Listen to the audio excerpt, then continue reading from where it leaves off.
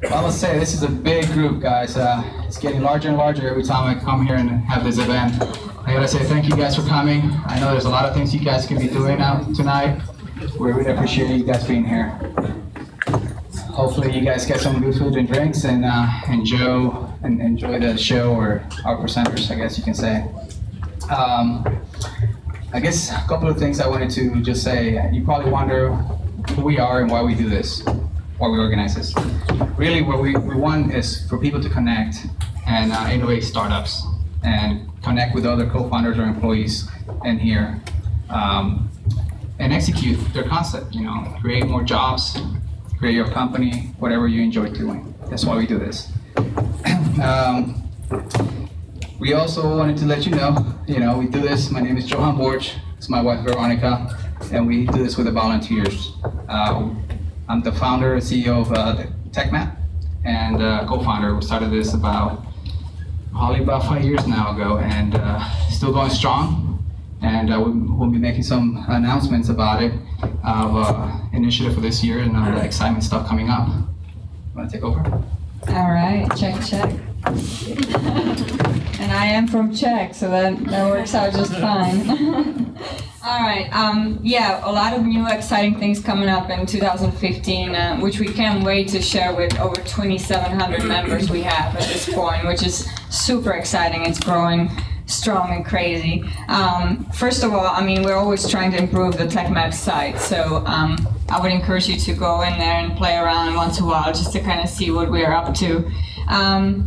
The brand new thing, the biggest thing we are offering is now the VIP membership. I would encourage you to check that out. You can save some serious money, and that's especially for people who are coming in on a regular basis.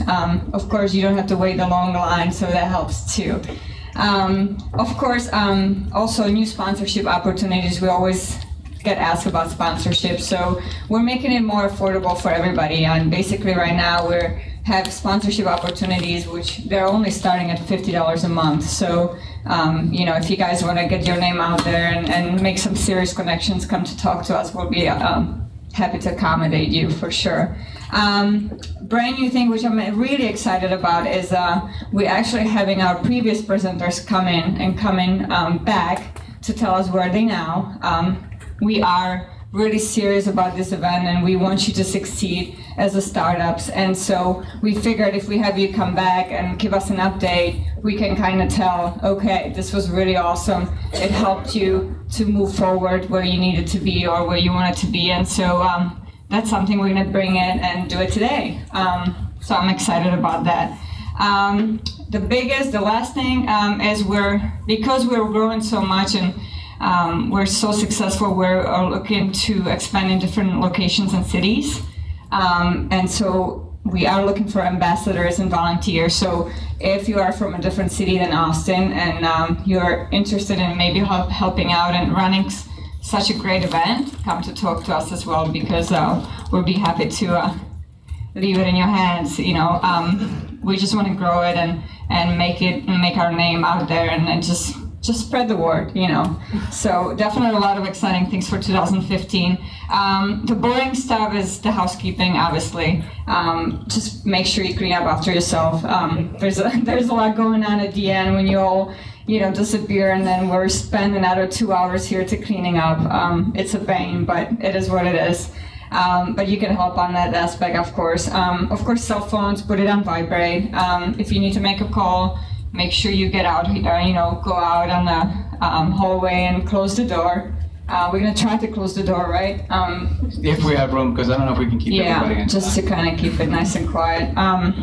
Bathrooms all the way straight to the right, men's to the left, ladies to the right. I get asked this like 100 times a night, so there you go.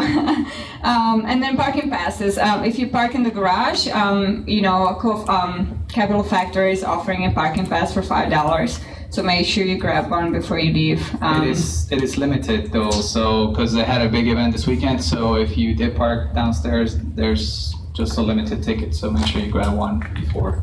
So talk to I believe Lydia on that one. Okay, so that's about as far as the housekeeping.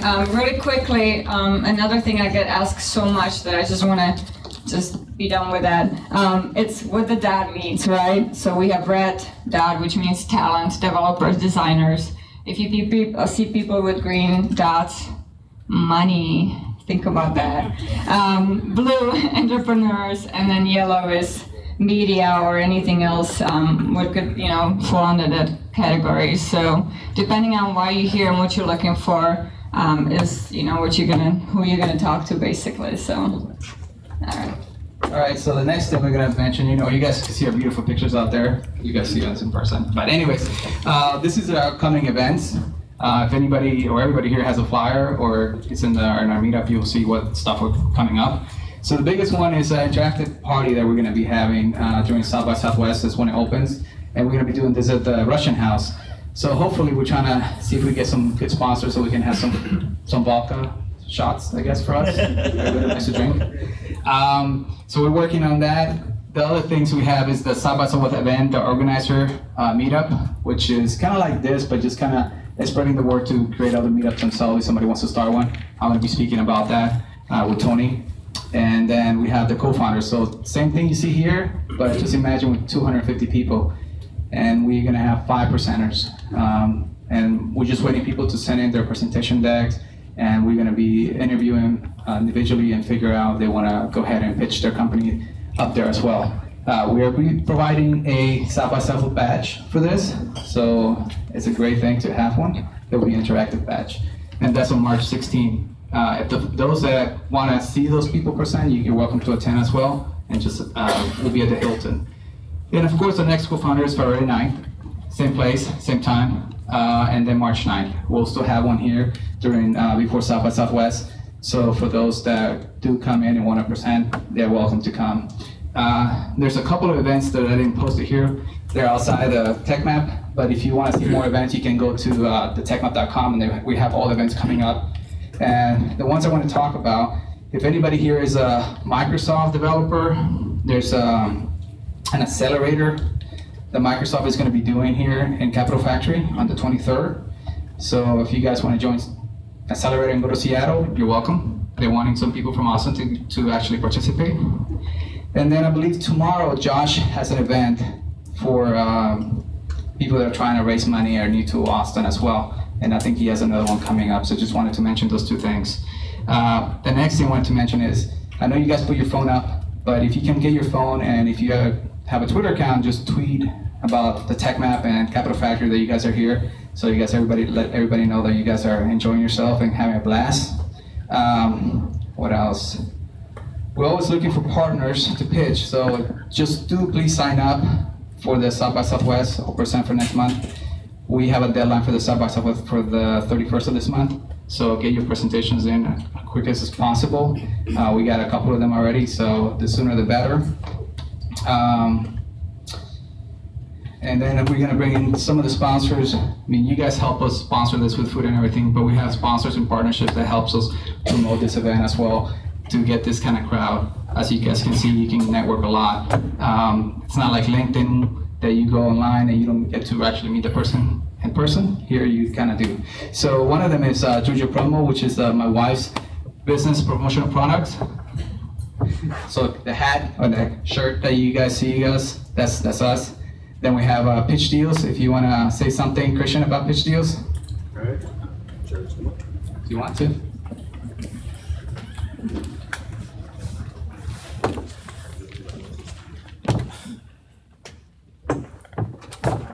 So I'm Christian Monsigi. I'm a developer for Pitch Deals. And what Pitch Deals is kind of it lets you kind of negotiate prices between customers and merchants. So we kind of act as a mediator to let customers kind of dictate what kind of prices they want to pay for whatever kind of goods they want. You can kind of check us out on pitchdeals.com, or you can look up on our Facebook page for more information or any updates on the product itself. That's it. Thank you. Thank you. The next one I have is Eric. He's with Profile Portrait. He actually takes the photos. He's an awesome photographer, guys. Hey, how you doing? I'm Eric. Profile Portraits is the name of my business. Basically, it's LinkedIn. If you need to look good on LinkedIn or social media, come talk to me. I also take photos here at this event. You can see the cards on the table. If you want to find the photos, they'll be there. Thanks, y'all.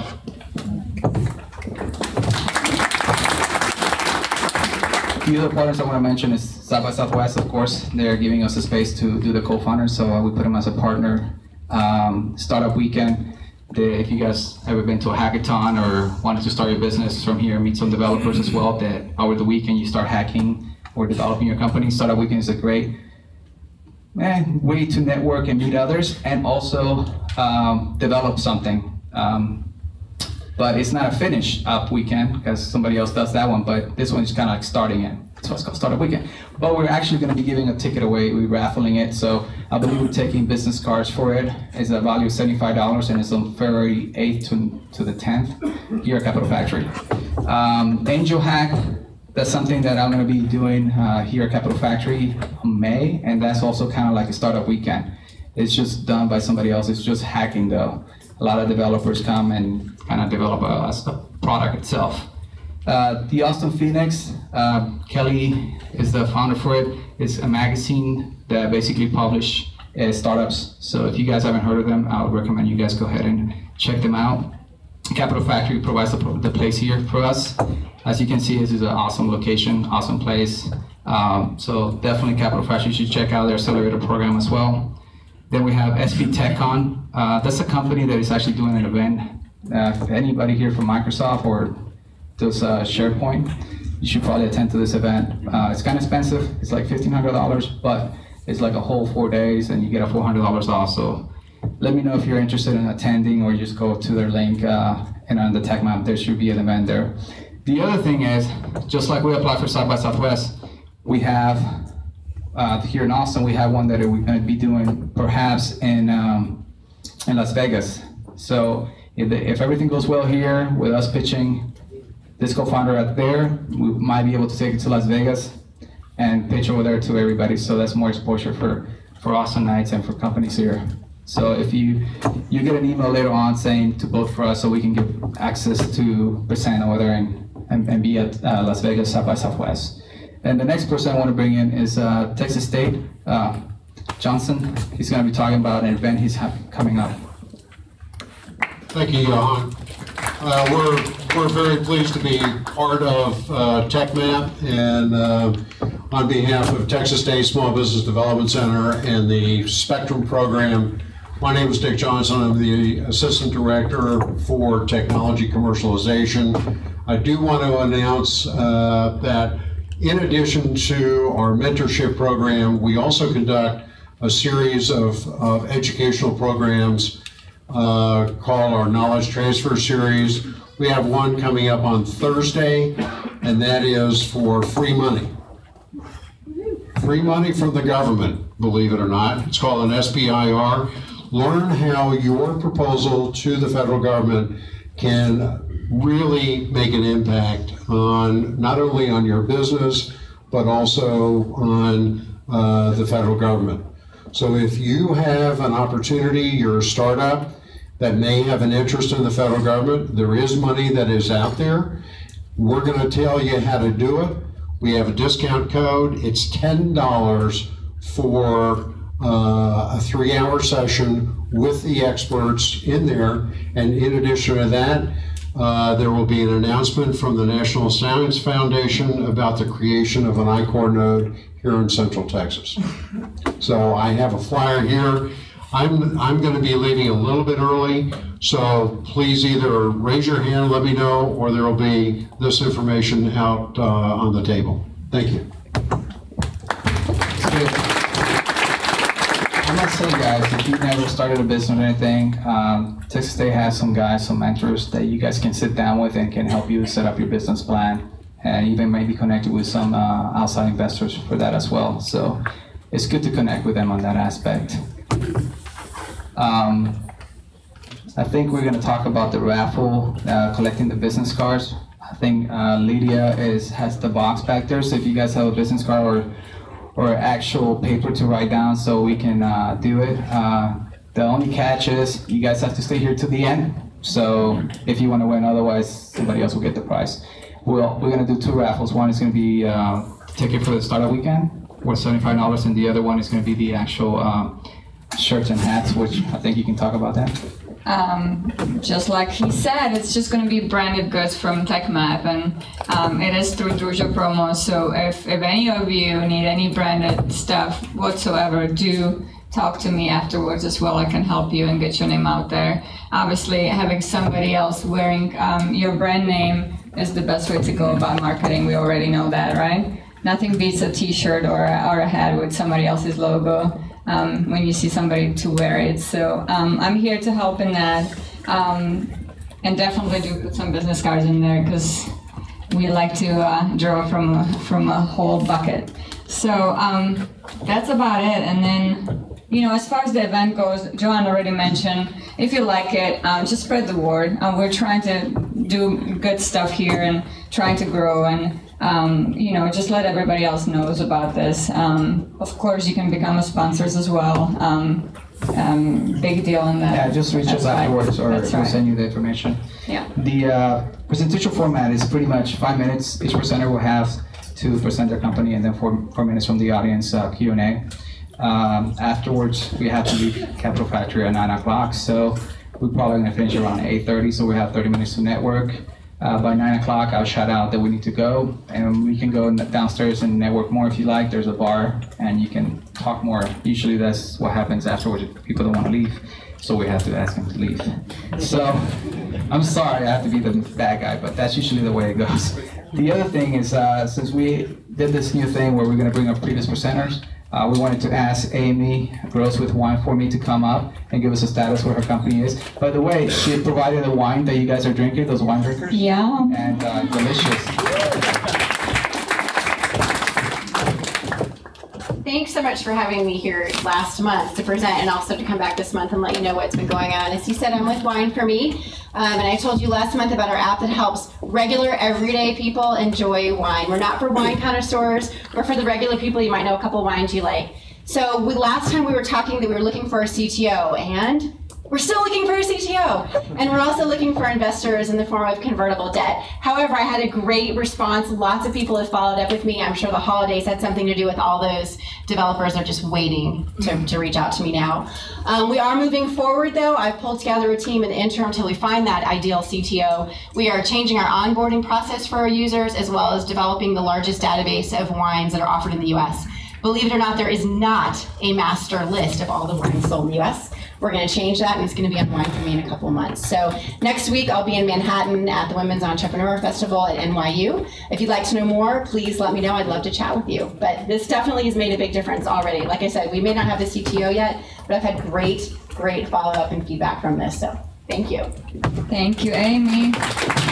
So, guys, I'm sure you guys know, and you probably visited TechMap, but I just have to show it to you guys. So if anybody's looking for a co-founder or anybody that develops a site or anything, you can just go there and type developer for Java, and it'll pull out everybody that put themselves as a Java developer.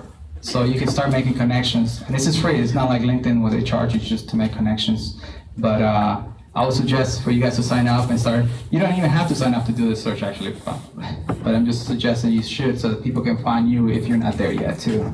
The next person I wanted to bring in, there you go, that's all the developers that you can see that do JavaScript.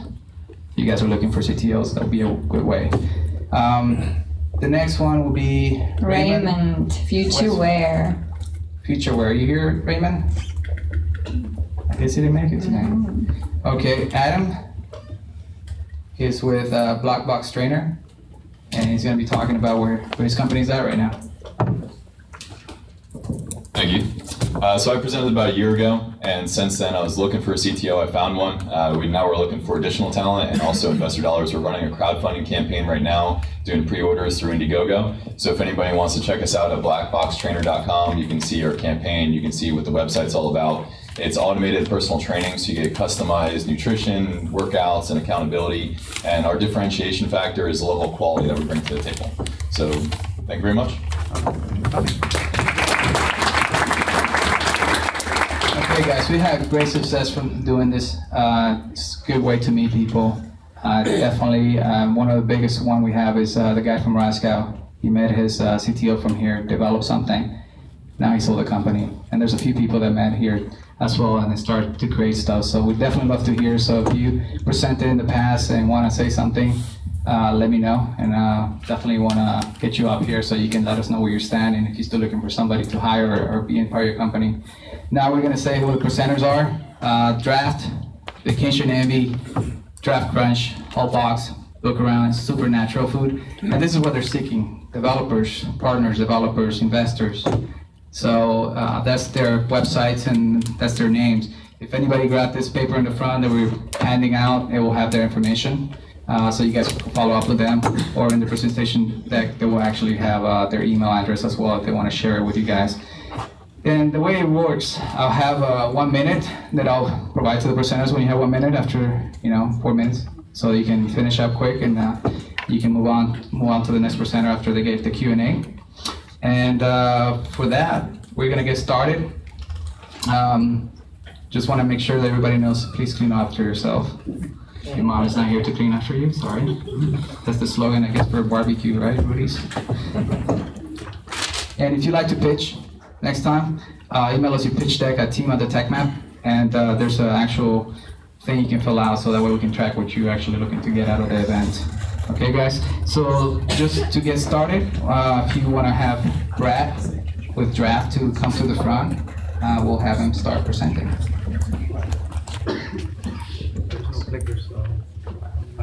So good. Yeah, they didn't That's right. But yeah, there you go. All right, hey guys, I'm Brad, I'm founder of Draft, an investment app, and the name will make more sense in just a second. We're supposed to start off by talking about the problem, and our software is actually coming out of alpha right now, and we discovered something in someone's investment account today that's been bothering me so much that I'm actually going to tell you a little bit about what we do first, so that when I tell you about this particular user's problem, it makes a little bit more sense. Draft is an investment tool that pulls all of your investment accounts into a single location. You can think of like mint.com, where it allows you to connect directly to an investment account or a bank account. We grab the data, we pull it into a single location, and we get it into an easy to use dashboard that allows you to understand your performance, your diversification, and your fees versus a relevant benchmark, which is not the S&P 500, because that's only 500 stocks in the US. We compare you versus a better benchmark, which is peers, your investing peers that are in a similar category as you, because we first tell you if you have a conservative, moderate, or aggressive portfolio, and then compare you to other investors in that same category. So the problem, we ran this analysis for a new user today, and we found that, and she's done a great job. She saved $100,000. She's 32 years old. Most of this money is with an advisor at UBS that she trusted. She's known for a long time, and she said, you know what, this is your area of expertise. Put me in the mutual funds that you think I should be in. And I worked for 10 years in the investment industry, was a financial advisor myself, and the reason that I created this business is because I saw time and time again that these people don't really know what they're doing. And they're charging crazy fees, annual fees that we just can't see. The average fee for a mutual fund is close to 1.5%, and then financial advisors charge an extra percent on top of that for diversification advice, which is not really that difficult for long-term investors like most of us are. So what frustrated me is that we applied the software to her accounts and found that majority of her mutual funds, she was paying over 3% every year for the money that she had invested. Now, this is money that we don't pay with dollar bills or even write a check, so it just comes out of our performance, so we don't really see it. This is our money, and it's just going to someone else, and there are better solutions out there. We are using software and data to help people understand their investment accounts, so we'll be labeled as a robo-advisor, but we're a robo-advisor with a human touch, because we're all about community. And it's so nice to be here and part of this founders organization and becoming a part of a new community here in Austin, because that's really what makes us different. And compared to some of the other options out there, there are full-service broker-dealers like UBS, Morgan Stanley, Merrill Lynch. There are online discount broker options like TD Ameritrade, E-Trade, things like that. But it really all gets back to the original problem that was on the first slide, is that the people that are working with a full service broker dealer, they don't trust the investment industry. For those that try to do it themselves, it's difficult because the industry is so complicated, but it doesn't have to be. So that's why we've created Draft. The way that we make money, first is through targeted referrals, kind of like Mint.com does. They do it with services like, you're paying too much for your cable, here's a better option. You're paying too much for your cell phone, here's a better credit card interest rate. We make money off of targeted referrals to adjacent industries like insurance agents, accountants, estate planning attorneys that can benefit from our pre-qualified users because we know how much money people make, we know how much they have invested, and we know what they need because of the situation that that they're in their life. The second is we are in the process of becoming our own broker-dealer so that we can, when people, the goal of the software is to help people understand the fees they're paying, how they can reduce their fees, and where in their diversification they have gaps. And they find those diversifications by first comparing themselves to other people, other long-term investors that have been doing a good job. So we show them the historical performance of their portfolio, their actual portfolio across all of their accounts, and we show them, look, you're missing things like small cap or emerging markets, and here are the low fee ETF options. An ETF is an investment product that has diversification in itself. It says here are the low fee options that fill the gaps you have in your portfolio, will lower your overall fees and better position you for the future. So the long-term goal is for us to be able to move those accounts over to a Draft account so that they can simply draft the top performers. So what we need, Jason over here is my co-founder. We're essentially two sales guys starting a software company that feel very passionate about helping people understand their investment accounts. I have worked in the investment industry for 12 years. Jason may look familiar to you because he started the Center for Entrepreneurs at Dell. So we are looking for a CTO. We have front-end developers locally. We have a back-end development shop that we work with. But we are looking for somebody to join our team and be a permanent fixture and help us build out this software tool that we hope to continue to grow. We are built on the back end. We're built with Node.js, and on the front end we use Angular. So having proficiencies in those two areas would be a plus. That's great.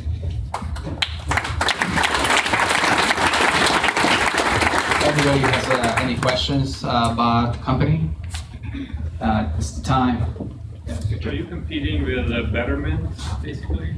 Yeah, absolutely. So Betterment is would be a competitor. There's two types of robo-advisors out there. They're the free dashboards like SigFig and Personal Capital that do what we do and bring your accounts into a single location and let you see things together. And then there are online tools like Betterment and Wealthfront that say, here's a diversified low fee option, sell off everything that you have and trust us with lower fees. They're all great services. I would recommend everybody go out and look at those. Our difference is that we show you your accounts today in a more simple dashboard that compares you to a more relevant benchmark, which is top performing peers. Okay, go on back here. Are you trying to offer any advice for what you do, and the level of advice, does it play up to anything where you have to Can you repeat the question? Yeah, the question was, are we giving any advice, and is and does that advice rise to the level of anything that will require you to register with the SEC? Right, so we are not giving advice. We're completely unbiased, which I think is one of our benefits. Part of the reason for the name Draft is that at the end of the day, we're providing you with a draft or a blueprint that you can go and execute with your own accounts. And we're not giving any of our own advice. The way that it's organized is using standard, industry standard Morningstar categories to organize things, and we're letting the investor take control of it by comparing them to other portfolios that have done really well, and being able to see their performance, their allocation, their fees compared to something else. Right now, we really just want to provide like a price and review comparison for investments, which doesn't exist right now, and let the user ultimately make the decision to change things if they want to. One more question. What's your marketing strategy? So our marketing strategy, because we're a social app, we're using a lot of social marketing tools. We've actually hired a digital marketing firm out of New York called Disruptive Media. So we're building campaigns around simplicity, transparency, and community that we're leveraging places like Twitter, Facebook, reaching out to a lot of finance bloggers, and trying to get to people that way. And is it only mutual funds or stocks? We're able to pull from any type of brokerage account or bank, and we recognize ETFs, mutual funds, stocks, bonds, anything that you have in those accounts. We're not able to recognize hedge funds and private equity and things like that. Great, guys. That was a good presentation.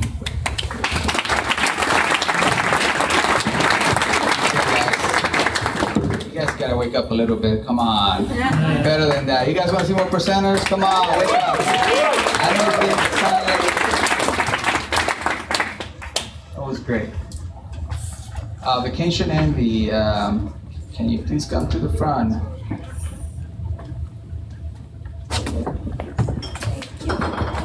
What's up? You have to just. Hello everyone, my name is Mila and I'm with Vacation Envy. I'm the founder of Vacation Envy. How many of you guys like to travel? How many times have you seen your friends on Facebook and Instagram and even Anthony Bourdain on the Travel Channel, and you're inspired to go and travel to those same places? Well, this is this is why I created Vacation Envy. It's a social travel guide, a social networking travel guide for travelers by travelers. So let's say you go to Bali, Indonesia, like I did a couple months ago, and you go to, awesome restaurants, the best beaches, clubs, and it happens a lot to me that my friends call me and say, hey, I'm gonna go next month to Bali for my birthday. Where do you go? What do you do? So what I have to do is send them an email and tell them, okay, this is the best restaurant, this is the best place to stay, and this is why I created Vacation Envy, because there's not one website where a massive amount of travelers can share their travel experiences with each other. So that's the problem. Another problem is a lot of people still use travel guides and TripAdvisor. I don't use it. No offense to TripAdvisor. And travel guides are big and bulky, and and they change every year, so you have to constantly look them up. And then another problem is fear of missing out, FOMO, where you can go to a place and you missed out on that awesome waterfall because you didn't even know it was there. So the solution is Vacation Envy. It's a website and app where you can share your photos, share your videos, and document your travels, and document your location, so that whenever somebody follows you from, let's say you went to Bali, they can know exactly where that restaurant is and go there whenever they feel like going there. It's an easy way to search and share your travel experiences with your family, friends, and fellow travelers. And you can find a travel companion, so you'll find somebody to travel with if you want to. It'll be bracketed out to, solo traveler, if you're traveling with your family, if you're traveling with your spouse, if you want to travel with other people like that. You track your travel, and you can create a travel itinerary from other people's travel. So you can search Bali and then find whatever you want to go to, and then have it as a list as stuff that you want to do. So how we're going to make money is through ads, kind of like Facebook. Also, people can create their own ads. There's other people, if you travel somewhere else and they want to be your tour guide, they can advertise themselves. And that's it. We're looking for investors, web developers, and a possible co-founder. Thank you.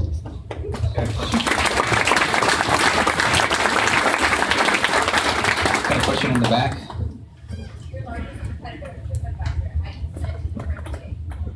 It's different because Vacation Envy, you make an album of your own vacation. TripAdvisor is reviews of places. Well, this is an album of your vacation to a specific city, and you categorize it by activity. Let's say you took a tour, or you went to this restaurant or this cafe. It's your vacation in an album, so it's not the same. It's almost like a Pinterest / Instagram, but for your travel. Yes? If I lost your member and I'm planning to go to Bali, for example, what is my first step? Like, what's the interactive experience for the user to create that, perfect vacation? Well, when you type in Bali, it should populate all the different things of Bali. So if you want to say Bali restaurants or Bali hotels, people who have used it, it should populate as, all the stuff that you can, and then you can choose from there. It'll pull from their albums, like restaurants? Yes. Okay. Yes. Two questions. What would keep, like foreign commercial businesses from manipulating it to take advantage of it? To their benefit, where it's like, this is where you should go just because this is our business. Like creating a fake profile saying this is a place that you should go. Is there any way to authenticate anything for users? That's a good question. I haven't thought about that. But they would have to pay for it, I'm guessing. It's a great problem to have. Yeah. Fake their vacation every profile. Exactly. Yes, sir? I was just curious if, for example, I'm the first one in my group of friends to go to a particular location, and I log on to Vacation Envy. Before I begin creating my albums or anything like that, and we pull, I guess, from the sources over there, how does that change your experience with TripAdvisor if you're the first one to go to that location? But it's not just your friends; it's everybody who goes on vacation. So if somebody knows that you went to this specific location, they can pull from that. It's everybody, not just your friends. Okay. Does that answer the question? Yeah. Social rights. Yeah. Social rights. Okay. Have you launched yet, or when are you? No, not yet. It's still it's backed out as an idea because I've started it with a developer, but that didn't work out. So we're doing it all over again. So were you looking to start as a phone guy? I mean, like a phone scenario, website? Where you're at? What kind of developer are you looking for? Okay, so you're looking for a website. A website first. And then I think it would be easier to transfer to an app once the website is done. Okay, any more questions? Okay, you guys can ask her more questions or talk to her afterwards, I guess. Let's say it for Vacation Envy, man.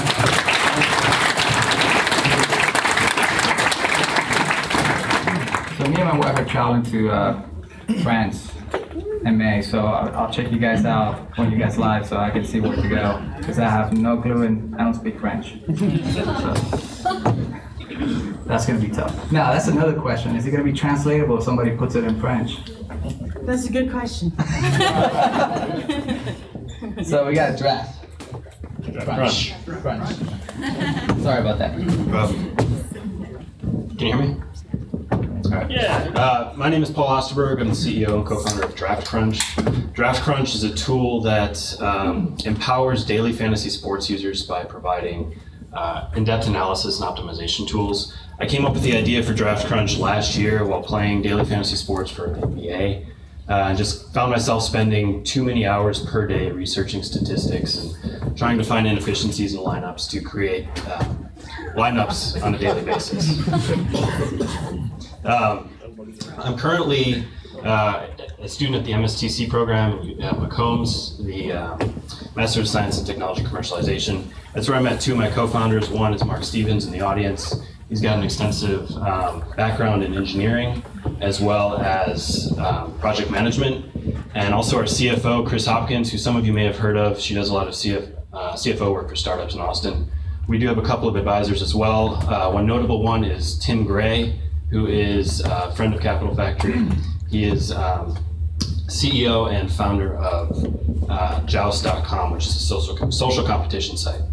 So a little bit about the industry. 41 million people play daily fantasy sports in the US and Canada today, and they're spending $4 billion a year doing it. 5% of those play daily fantasy sports, and those 5% are spending $1 billion doing it. So 2 million people account for 26% of the overall market spend. The main difference between daily fantasy sports and fantasy sports is in the name. You're playing on a daily basis. So you're creating new lineups every single day based on active players that day. And then you're playing online in competitions for real money against other people. It's a skill-based game, so it is considered legal and it's not gambling. The largest two sites are FanDuel and DraftKings, which hosts 95% of the market. Those two collectively have actually received more than $100 million in venture capital money in the last 6 months alone. So it is a really hot market right now, and it is poised for growth. The market spend in this industry was only about $100,000 in 2007. Like I said, it was $1 billion last year. And Eilers Research estimates that it'll be between $20 and $30 billion in 2020. So it's on the upswing. The problem, we interviewed over 100 people who play daily fantasy sports, and they had a lot of the same issues that I did. Time and effort, complexity, you can see the gray, and then just lack of a competitive edge in general. These problems aren't specific to DFS. You can find them in other industries as well, like the finance industry. But they've got a plethora of tools to help alleviate these issues. It doesn't really exist within daily fantasy sports or DFS. So that's kind of where we come in. Think of us as an E-Trade plus a Moneyball, basically. There's a couple mock-ups of our site. But what we're doing is these are just a few of the features, but basically alleviating each of the three main pains that most people are having. What I didn't say is 85% of those interviewed actually shared one of those three pains. We're planning on making money. It's by a freemium model. We're going to give away basically what all of our competition is charging for, which basically is just in-depth player projections. Our premium features are more in-depth analysis on players as well as their lineups and their bankrolls. Further validation, 46% of the people that we talk to are already paying for news and research sites, ranging up to $100 per month. 98% of people said that they would actually use Draft Crunch just by describing it to them, and 36% of people said that they'd actually pay for it. And there's kind of an outline of how much they'd pay on a monthly basis. We've all heard the term, a rising tide floats all boats. This industry is growing with DFS as well, the news and research. This is actually a typo. It's $170 million today, and Eilers Research estimates it will be $2.9 billion by 2020. 1 minute. So to recap, we're an early stage startup. We've got a prototype, we've got some mock-ups, market validation, a business plan, and a marketing plan. Diverse team. What we're lacking is development, and that's why we're here today, looking for a technical co-founder or lead developer, ideally one that could create an MVP, and down the road even hire and manage talent. We are currently fundraising as well, so if there's any investors out there interested in talking to you as well. And there's my contact info. Please drop me a line if you have any questions. Thanks. Any questions? Yeah. Got Do you have access to like data for other players? Like if I'm playing against other players, can I get stats on the other players that I'm playing against? How good they are, what kind of things they do? So your peers that are creating the same lineups? Is that what you mean? Well, you're competing against your peers, right? Yeah. So we're not hosting the sites that people are competing on. Those are DraftKings and FanDuel. We're just providing the tools to create your lineup. Right.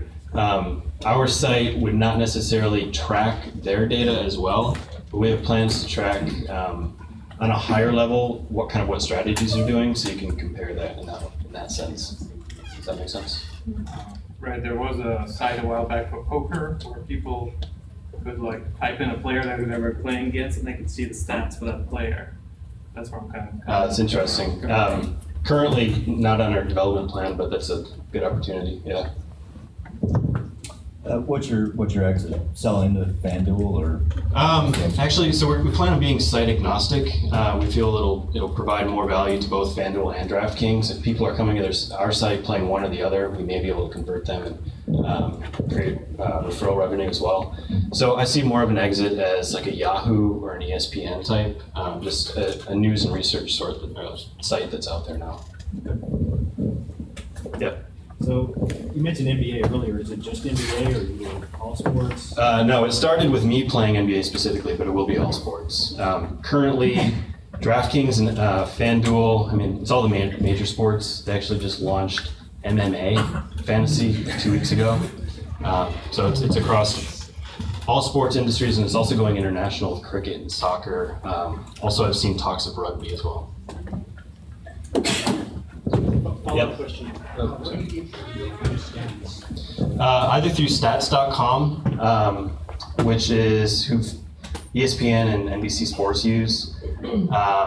Or there's a new one in town kind of disrupting it called Sports Data. They just signed a big contract with Bloomberg Sports. They offer the same thing. So we're currently evaluating both. Yeah. Follow-up question on the sports that are involved. Some of the market sizes you quoted up there. What leagues and sports are included in that? You say that again? What leagues or sports are included in some of the market size stuff you quoted? So it covers all sports. Everything. Yeah. Football is by far the largest, then basketball, then MLB, and then it kind of tapers off. But those are the three big ones. One more question.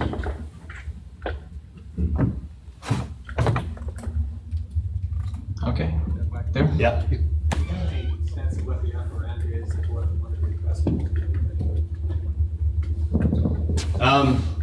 So during our market research, we talked to a couple people that were making hundreds of thousands of dollars per month playing this. I personally was making a couple $100 a month, and I was happy with that. But people are actually doing this for a living too. Okay, that's great. Thanks, guys.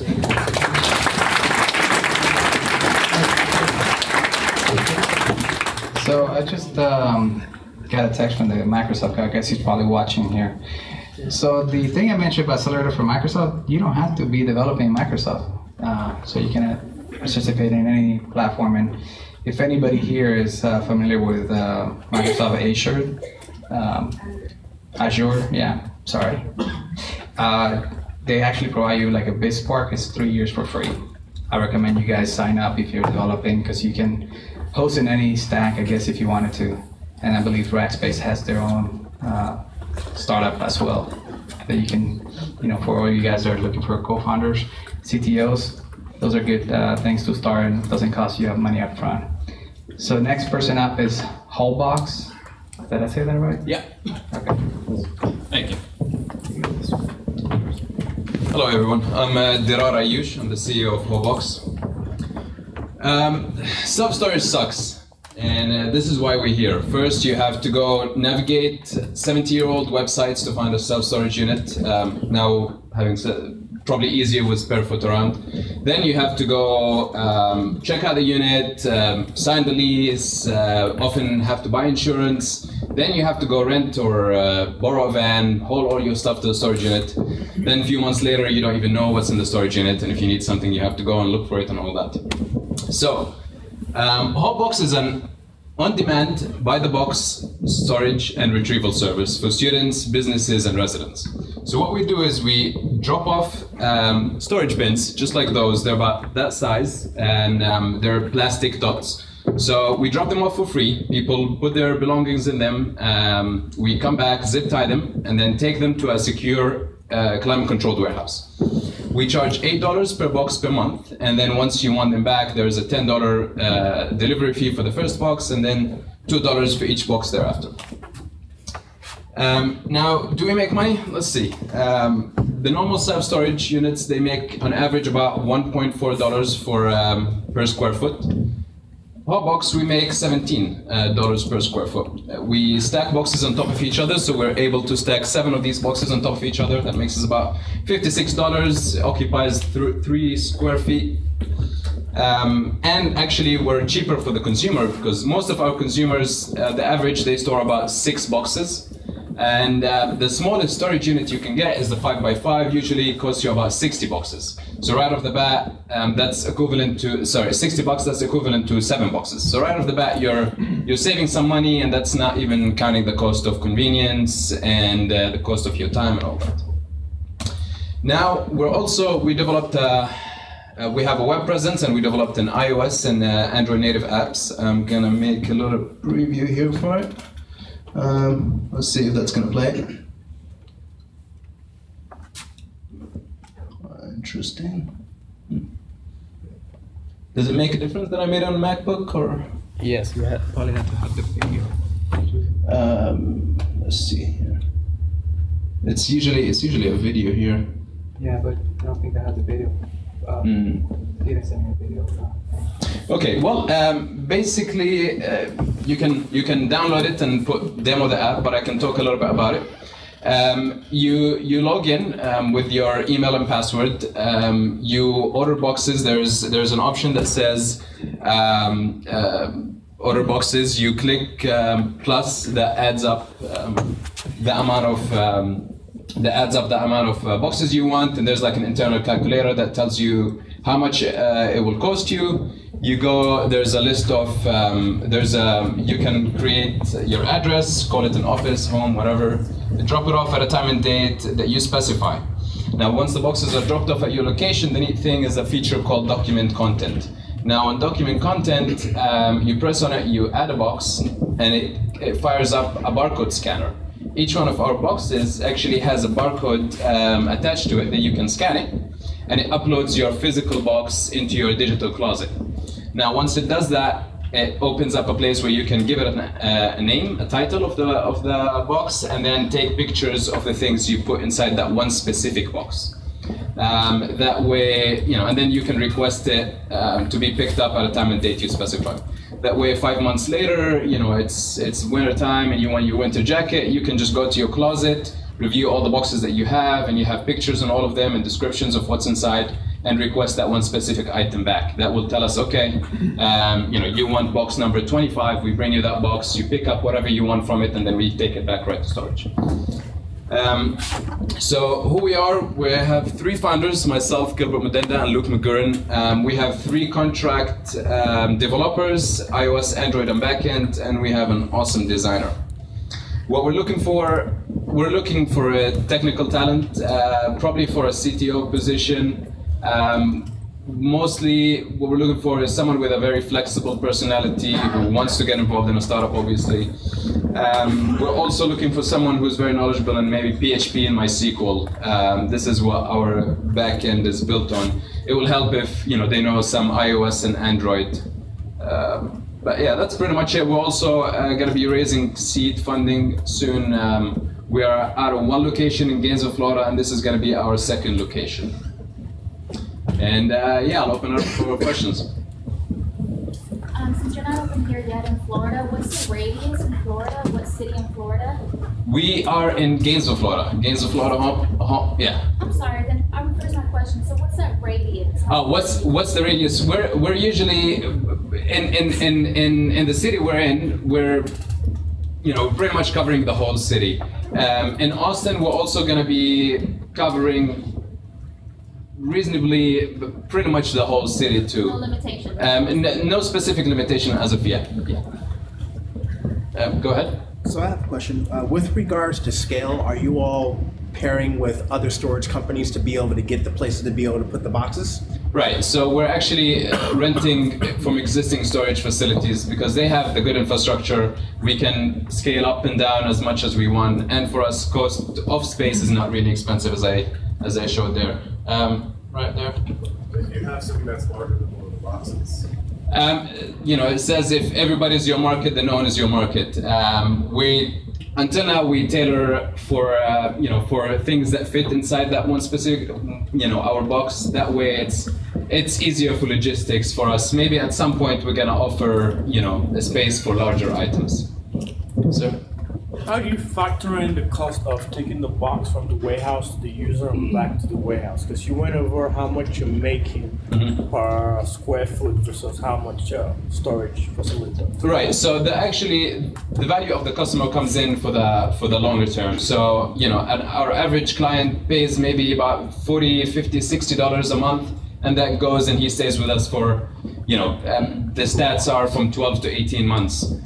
So the delivery, it's fine if we pay $15. If it costs us $15 per delivery, we usually do about three trips for each client. So it costs us about $15 or maybe about $35 for the whole delivery fee of each client that we take on. Does that kind of explain that, or? So did you factor it into your $8? Oh no, that wasn't factored in here. So let me go back just a second, show you. Oh, I don't know why this is okay. So we offer the free drop-off and the free pickup. This is an expense that we incur on ourselves, right? Now the $8 along with the several boxes that you have, are going to cover it at some point. That will cover our initial expense. But kind of to lure customers in, we offer free drop-off and free pickup. I don't know if I didn't explain that. We'll talk, maybe me and you after this. Any other questions? Yeah, one more here. Go ahead. Yeah, are you familiar with Sparefoot? I am familiar with Sparefoot. So how would you differentiate against that? Well, Sparefoot, what they do is basically an itinerary of all the storage units out there.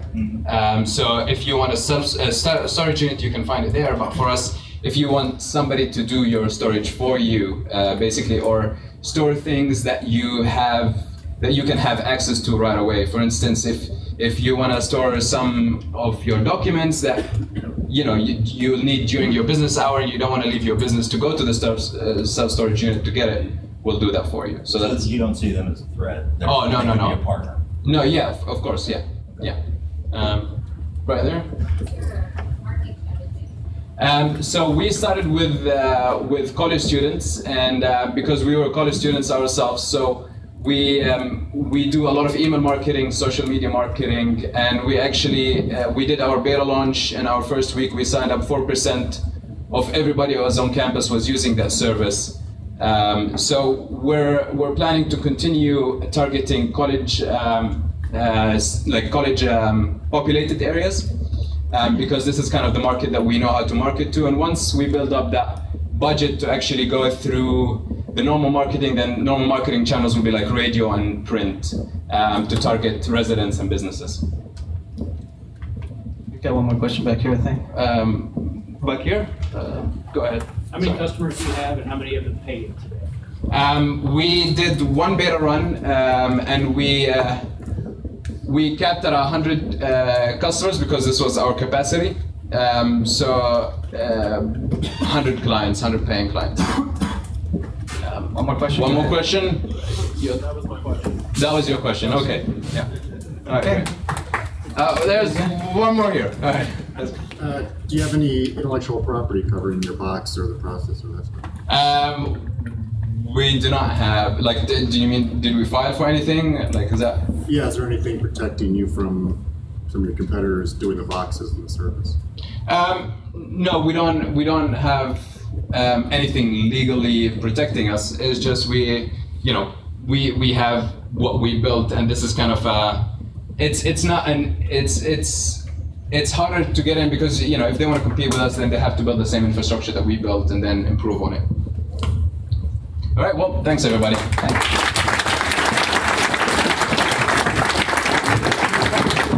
Awesome, great presentation, guys. Different companies for everything here today. Hopefully you guys are getting some good information. Next person is Book Around. Let me get you started. I know, it's just opening up. It takes a little while. Microsoft, I don't have an Apple yet. How's everybody doing tonight?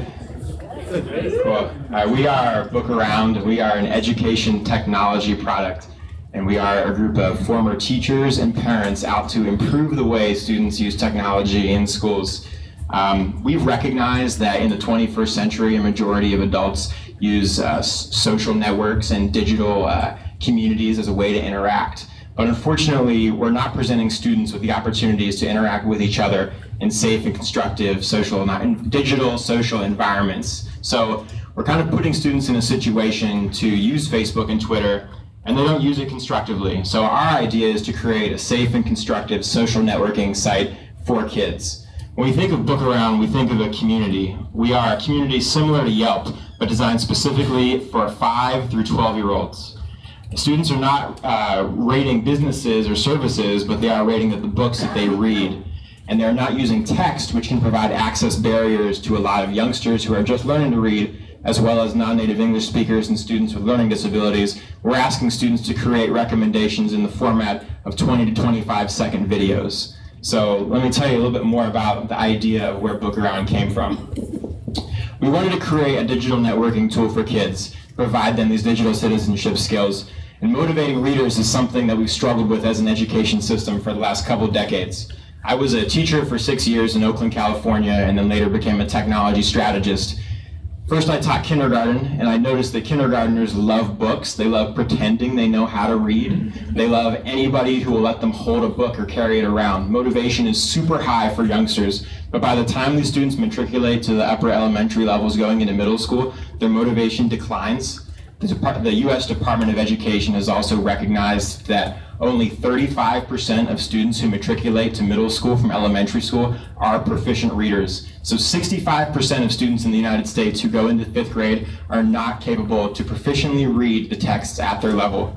An example is when I was teaching elementary school, we had to administer an assessment 3 times a year asking students to orally recite their favorite book, title, author, and summarize that book. And a staggering number of students were not able to do this simple task. So literacy was a big issue we wanted to address. So obviously technology has the solution, right? Unfortunately, that's not the case. Right now, a lot of the learning tools that are presented to students as we go one-to-one are very isolating in nature. We've digitized flashcards, we've digitized multiple choice assessments and book reports, but these are not the most engaging and the most helpful strategies that help a diverse group of learners. We recognize that these peer-assisted learning strategies in which kids help other kids learn are the most effective to helping kids. So we're trying to create a platform in which kids are actually recommending books to other kids. So this is an example of a couple of the current tools in place. It is a text-heavy website. It is not very attractive. If I'm a youngster and I'm looking at this, I think here's just another multiple choice test, right? It is not engaging of parents. It doesn't really involve a community. On the right, we have a screenshot from Book Around. It is a video of a young girl recommending a book to her classmates. Right? This is super engaging. It's easy to navigate. Students can find books. They can recommend books. They can store the books that they're reading in a bookshelf. We have a profile where the more recommendations students submit and the more positively they're reviewed by their classmates, they can earn avatars and little prizes. So a gamification piece was super important to us as well. We have accounts that parents can use to tie in to their student's account so they can be familiar with exactly what their students are interested in reading, as well as how well their students are able to orally make claims about their understanding of texts. Book Around was born in this room right here. Johan mentioned the startup competitions. We were part of the first ed tech startup here in Austin, and we came out as being one of the winners of the competition. We are planning to launch our alpha at the end of the month of January. We have schools across the country, as well as parents who are interested in participating in this platform. We are fortunate to have just received news last week that we're going to be joining the 2015 cohort of the EdTech Action Accelerator based here out of the Capital Factory. So we're super excited about that opportunity. We're looking for a co-founder, somebody who's familiar with business development, somebody who's particularly enthusiastic about changing the education landscape in the country. We have one of our excellent developers here, Jesse Menard, in-house, but we're also looking for some developing support. We use Django, Angular Node. Anybody who's familiar with video is a plus, as we use a lot of video sharing in our platform.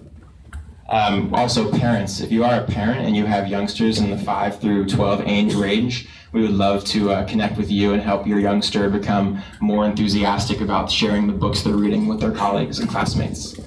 You can find us on Facebook and Twitter at The Book Around, or you can email hello@bookaround.co, as in Colorado, if you're interested in reaching out with us as well. And yeah, we're trying to just change the way kids use technology in schools, so I hope you guys are interested in chatting afterwards. That's great, guys. Any questions? By the way, CEO stands for Columbia. Yeah, let's go over here. So I have a question. Sure. Well, first of all, my niece would love something like this because she constantly calls my wife on the phone to be able to share books that she read. But one of the key things I wanted to find out is, like, we've all seen in media how Facebook can be destructive, especially to young kids. So what measures do you all have in place to make sure that it is a safe, fun environment for kids, and you can kind of keep the creeps out and also keep other students from being able to destroy other kids' confidence? Yeah, and like safety is a huge priority when dealing with content and information around children. So we collect very little personal data around students for the first place. First name, last initial, that's about it. Teachers and parents are the gatekeepers to the platform. When a teacher wants to register a classroom, they upload their class roster. The platform then generates a specific user ID and password for that student, as well as a number that parents can use to synchronize their account with the student from home. So the teachers or the parents are the only ones who decide who a student connects with using the platform. Yeah.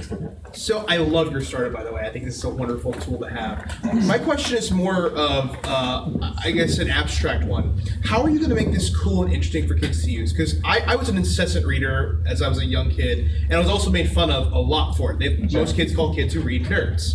And I can totally see this like being like, you know, most kids I know at that age, or whenever, at least when I was at that age, we had MySpace. You know, we go on MySpace and, you know, just like do stupid stuff on our Xbox Live, right? So how would you make this cool and interesting for use, especially with the stigma against reading? Yeah, so we're trying to really attack the problem starting at the foundation with students who are 4 and 5 years old, right? Okay. Kids love seeing content on bulletin boards. They love seeing their likeness depicted online. So if we can create this culture of celebrating the ideas, like constructive and positive ideas that are shared within a community, we believe that we can really empower kids to be excited to share those ideas using a digital platform before they're using Facebook and MySpace.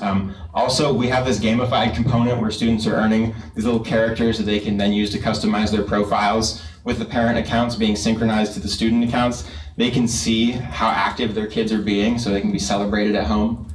And we know book clubs are super successful in schools, so if you are a student who maybe has trouble engaging with your peers, this is a great opportunity for your classmates to see you make a video testimonial to know exactly where you're coming from when you're put in a setting in which you're talking with people in the physical world. Yeah. What's your business model? So we're planning to make money. Well, first, our platform is going to be free for any school who's interested in using the platform. I worked in Oakland, California, and it is a low-income school district, and it's important that we're free as a platform. We're going to plan to monetize through the parent portals, promoting texts that publishers are interested in promoting. We'll also have affiliate or referral links to online retailers of children's books who are interested in. So if parents are interested in purchasing the books their child wants to read, we will earn a commission by referring them to that web provider. We're also going to be having a mobile application for sale for a one-time download fee, and offering a premium on-site professional development for schools who are interested in using the qualitative data that our platform generates to really support instruction in schools. Did that answer your question? One more question? One more, yes. So I'm a mom of 3, right in your target market. Can kids search for books by theme, AR book level? Like, what can they use all that to? They can search author, title, genre. They can go and see if your child has a classmate and they want to see what that classmate's reading. They can go ahead and see what that student is reading. Eventually, once we launch our full platform, maybe 6 months from now, we're hoping to have Lexile levels incorporated, so students will not only receive recommendations based on their social networks, but also on their independent reading level. You should look into AR, accelerated reader point levels too. An accelerated reader, you might have noticed, is the platform we, so yes, eloquently bashed earlier here. Yeah. It's a good platform, but well, but like certain points. I mean, they want to load up on the points, and so. Exactly, kids want to load up on points. It's competitive. It's not collaborative. They're not building anything. Right. Yes. So, and forgive me if you've already said this, but is there any plan to be able to get this rolled out to Android and iOS tablets specifically? Yeah, so in recognizing that a majority of, specifically in Oakland, California, low-income families access the internet through mobile devices, we wanted to make sure that it was available for smartphones as well as tablets. I believe Android is going to be the first operating system we're available on. And all cameras and or smartphones and tablets usually have forward-facing cameras, which makes it just a super easy way to capture that video content. Our website, in that it's designed for young age bracket, is almost mobile optimized in itself. It's very simple to navigate. It doesn't have a whole bunch of frills to distract students from the functions. So, cool. That's great. You guys can talk to Mark afterwards. Yeah, appreciate it. Don't forget to pick up some of the vouchers for getting some money from the government, guys. If you could get not food stamps, but actually money for your business, that's great. Food stamps for your business. All right. Supernatural food. That feels like Superman. Come on down.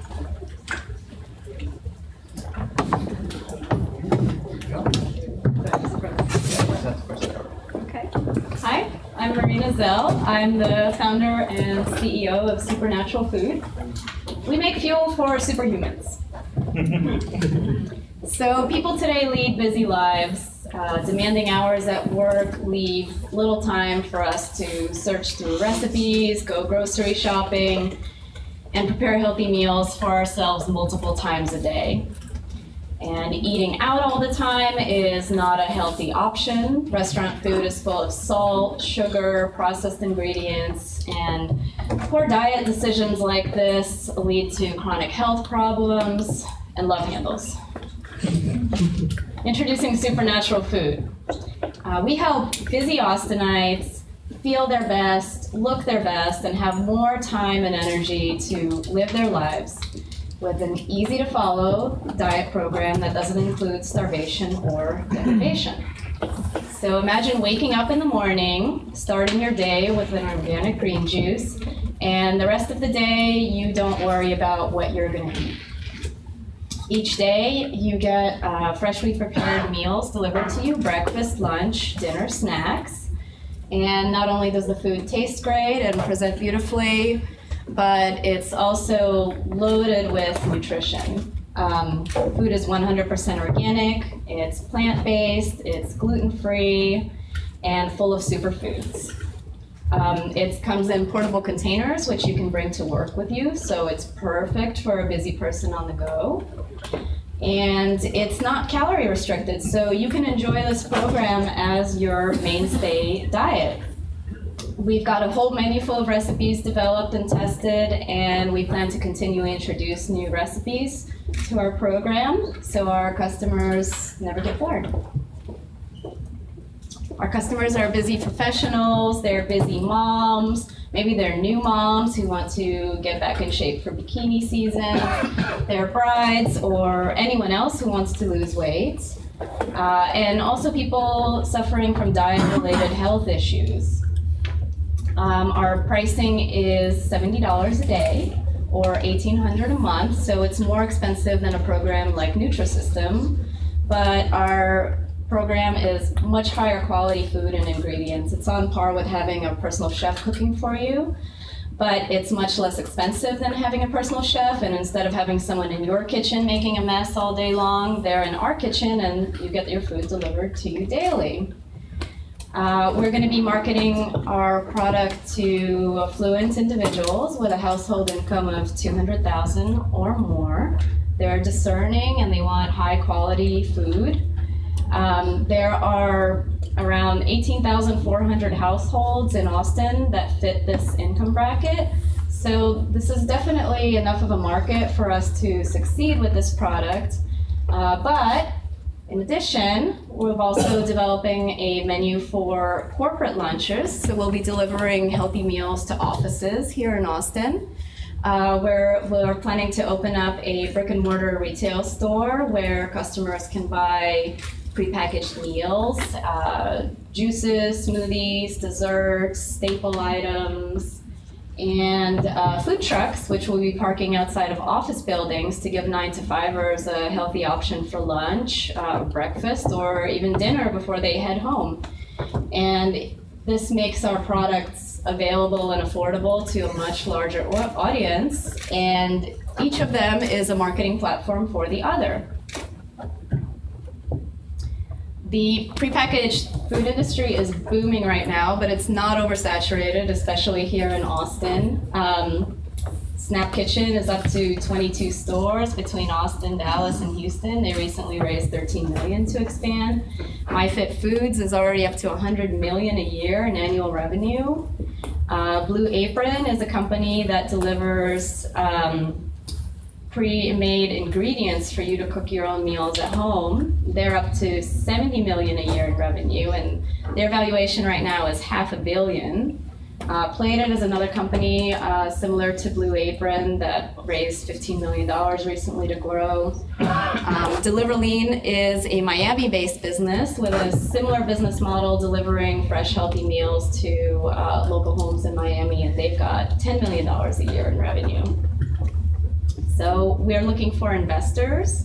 We are looking for operating partners with experience in the food service industry, and others who are involved in, want to get involved with an innovative local food startup. We're not looking for developers. So I'm Marina Zell. Here's my email address, marina@supernaturalfood, and we have a website you can look at. I look forward to hearing from you. Thank you.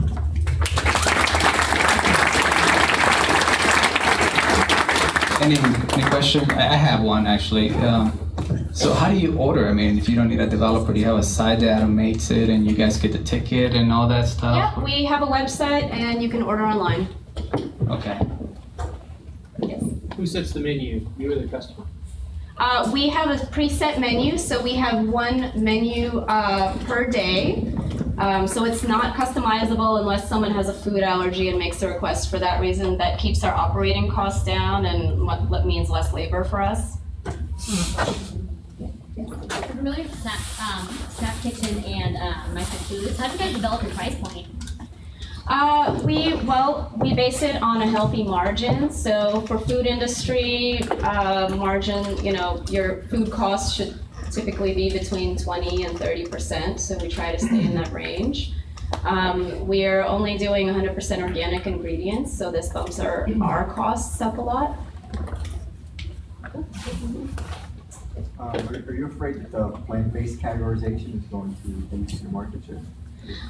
No, because I don't believe in trying to be everything to everyone. And a plant-based diet is a cleansing diet. It's a healthful diet. There's a lot of research showing all the health benefits of eating more plants, less meat.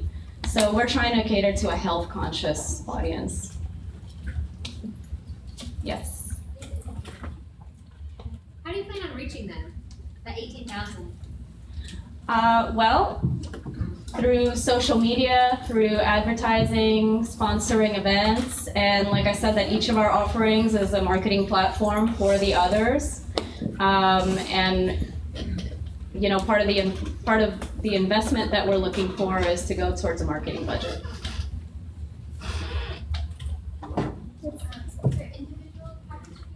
You're not catering to families or anything like that, right? We're not targeting kids as customers. I think kids don't have a sophisticated enough palate for this.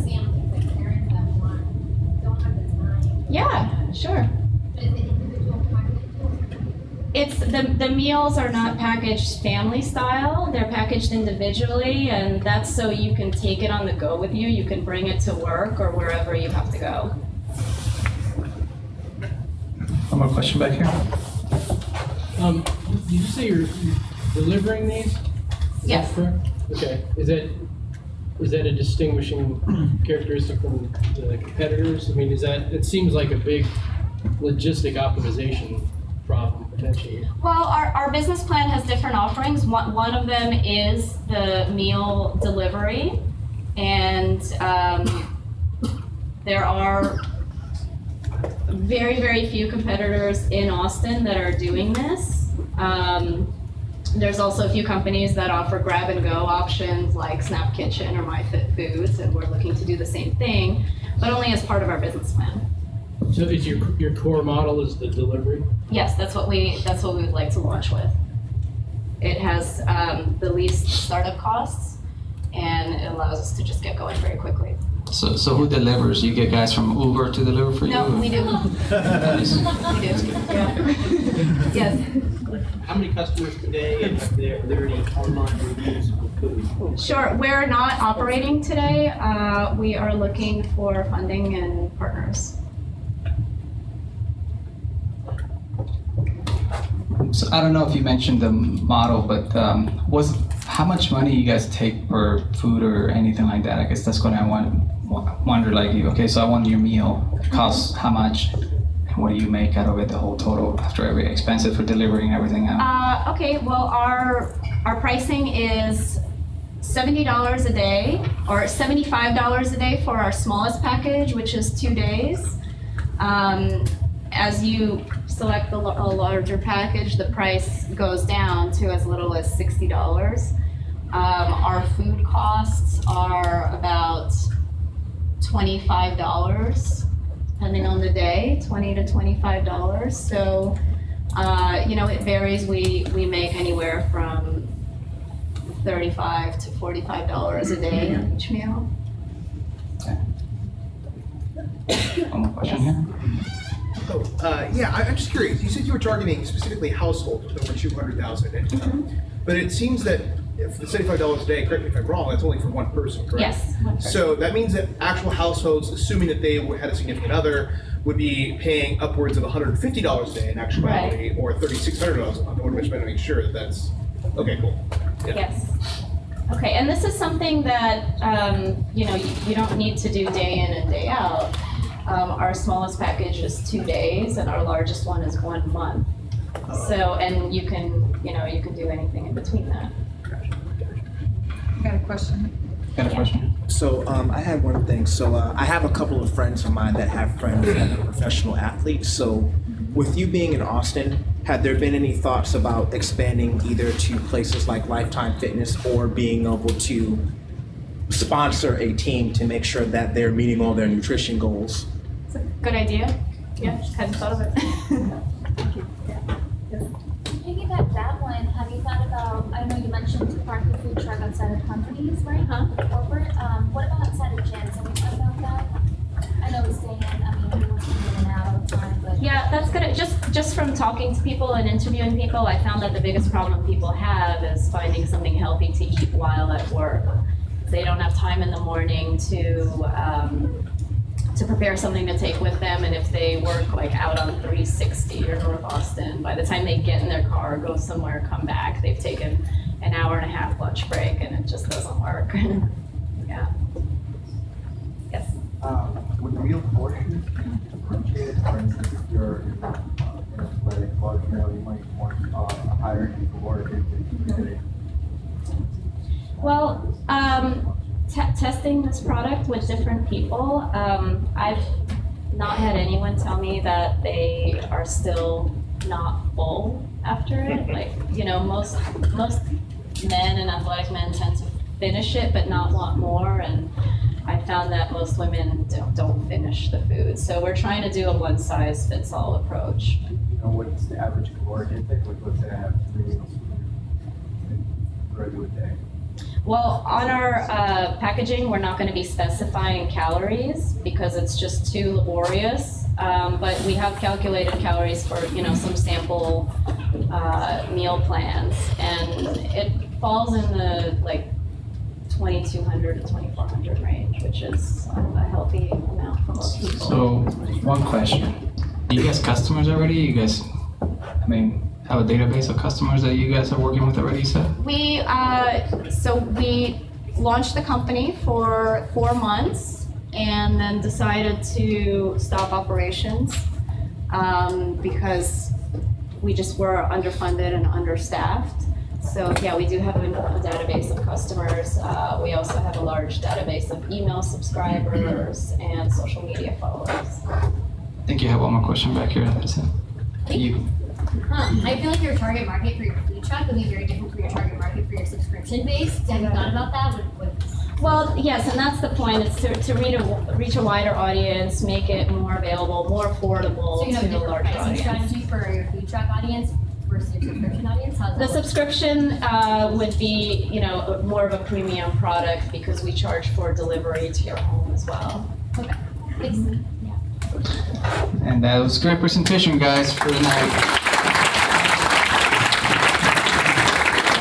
So guys, this is the moment. So if you don't have your business cards in here, it's the last call. If you guys want to drop it in there so you can win a great prize of a startup weekend or the shirt or hat. So if you don't have one, just go ahead and bring it over. Want to tell you guys again, thank you for coming. We appreciate you guys' business here, for being here. And don't forget to actually be here for the next co-founder and let your friends know about it. As well as if you do want to pitch or send your pitch for the South by Southwest, team at thetechmap.com, send your presentation slide, and also check out the form that we have so you can fill out so you can be a presenter up here. It is not as bad as you think when you have 100 people looking at you, but it gets a little bit intimidating. But as long as you can do it here, you can do it anywhere, and it's a cool way to start. That's all I gotta say. So go ahead and pick. This is for the startup weekend, guys. Okay, I'm closing my eyes so they don't think I'm cheating. Go ahead. If I pull my own business card, it's not my fault. No.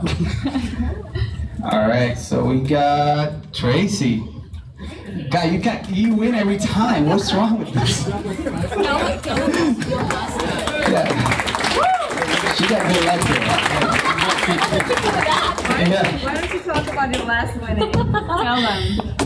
Hey guys, my name's Tracy. I keep pointing on accident, sorry. Actually, so the last time I won admittance to KickerCon, which was, I actually found out they're not doing it next year. All right. Dang it. Oh. But it was a great conference out in Houston on crowdfunding and innovation. And it's a cool story. Actually, the day that I came, I had just put in my 2 weeks notice for my last job. And I almost didn't come because I was like, oh God, $10, it's like a whole meal. I don't know if I can, I don't know if I can swing that. And I was like, you know what, this is a great event. You get to meet great people. And I ended up making a really great friend who I sat next to. This was a couple months ago. I got a lead for a sales position that I ended up turning down because I met the principal of the public relations firm that I'm now working for. And I met her at KickerCon because I won that event here. So it's an awesome event to come to, not only to meet other people, but you never know what you're gonna get from it. So I definitely can speak to the value of coming to the Tech Map. So. All right, so let me get your business card now. Guys, I don't know where else you can go and get tickets like this and other stuff. I mean, get jobs and stuff. That's even great. I didn't make commission on that, by the way, just so you know. And then this is for the shirt or a hat. You can choose. Pick somebody else. Bill Peterson. That's you. Okay, great. You can choose one, a hat or a shirt. A hat or a front. Guys, want to say again, thank you guys for coming. This is the time we network. We have till 9. I'll turn the music on. Once I turn the music off, you guys go ahead and clean out, pick up your bottles and throw it away. And don't forget, we have the VIP for $100. That's for the whole year, and you get a lot of benefits on our event. You get here and faster and stuff like that. So I would definitely recommend if you guys actually want to sign up tonight. Only tonight you pay $90. So talk to her about it. But otherwise it'd be $100 for the rest. All right. Thank you guys again for coming. Start networking, guys. This is the place to do it.